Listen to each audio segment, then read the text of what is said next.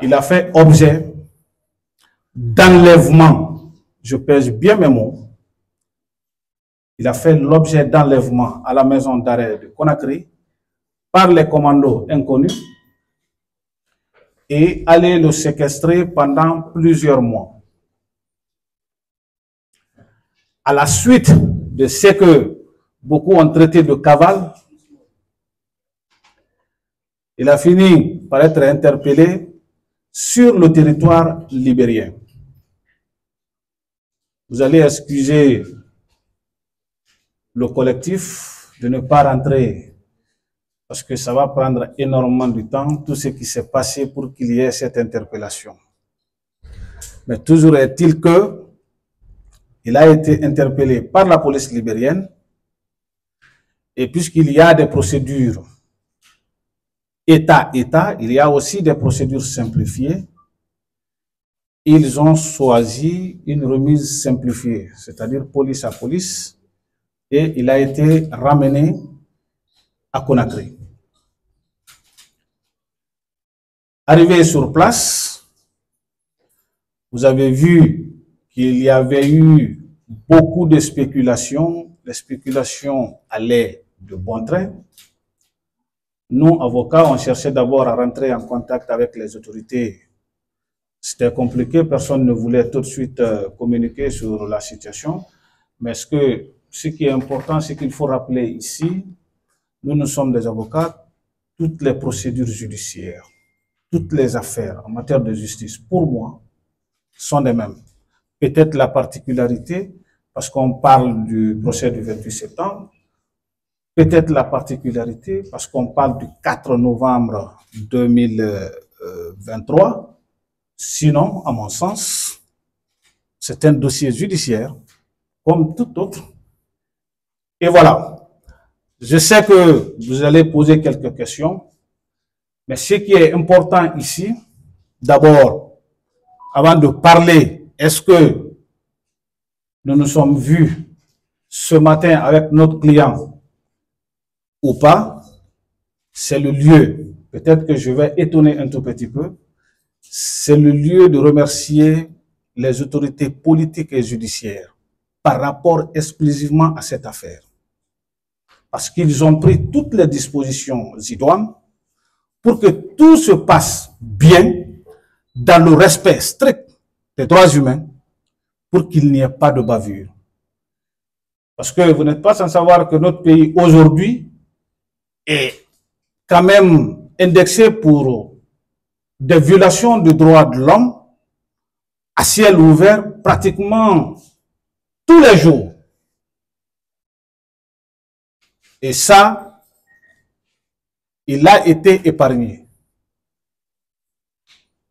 Et pour terminer cette parenthèse, après avoir échangé avec lui ce matin dans son lieu de détention, il nous a confié personnellement, si vous devriez communiquer, remercier pour moi son Excellence, Monsieur le Président de la Transition, qui a pris toutes les dispositions pour ne pas que quelque chose lui arrive. Vous savez, nous, souvent, on ne sait pas comment utiliser le langage politique. Mais quand tu entends avocat, ce qui veut dire quelque part, il y a un client. Tu agis en son nom. Si tu confies des messages, parce que là où lui, il est aujourd'hui, il est privé de liberté. Il ne peut pas aujourd'hui communiquer, mais tout ce qui le tient à cœur, s'il demande à ce que tu le fasses, si tu ne le fais pas, quelque part, tu as été déloyal vis-à-vis de ton client. Parce que tout le monde allait être surpris dans cette salle aujourd'hui s'il nous disait de mon interpellation jusqu'à ce que je sois à Conakry, il n'y a pas de torture que j'ai pas eu. C'est effectivement ce qu'on allait rendre encore comme compte parce que c'est ce qu'il allait nous confier. Donc, pour cela, que cela soit dit en passant. Vous avez remarqué qu'on a pris plus de temps que prévu parce qu'il était annoncé aujourd'hui que cette rencontre, cette conférence de presse ait lieu entre 11h30, au moins plus tard à midi. Mais il vous souviendra maintenant qu'on est à 13h et quelques, on était au chevet de notre client, le colonel Claude Pivy. On a eu des échanges, on a fait le tour d'horizon de la situation. Peut-être qu'à travers vos questionnaires, ceux qui peuvent être répondus seront répondus parce qu'aujourd'hui, nous sommes aux aguets à toute éventualité le concernant. Mais ce qu'il faut retenir ici aujourd'hui, moi, l'un des conseils du colonel, Maître David Beyavogui également, nous, ce que nous soutenons aujourd'hui, nous, notre position, la thèse que nous défendons, notre client a fait l'objet d'enlèvement et de séquestration par des inconnus. Par des inconnus. Et pour moi, aujourd'hui, cela est une vérité absolue. Et pourquoi une vérité absolue? Parce que c'est ce qui est défendu. C'est ce qui est soutenu par mon client. Aujourd'hui, nous l'assistons. Mais ce qu'il a vécu, c'est vécu. Quand il nous explique avec toutes les doses de sincérité, c'est ce qu'on doit appuyer. C'est ce qu'on appelle en droit la ligne de défense. C'est cela notre ligne de défense. Nous ne savons pas d'abord totalement ce qui nous attend. Nous ne pouvons pas mettre les charrues avant les bœufs parce que depuis son arrivée, il n'y a eu aucune inculpation pour le moment le concernant. Donc, si je prends la parole, avant de terminer, il faut souligner son état de santé. Je pense que les images qui ont circulé, même sur les réseaux sociaux, en disent long. Nous sommes rentrés en contact avec lui. Aujourd'hui, on a passé plusieurs dizaines de minutes ensemble.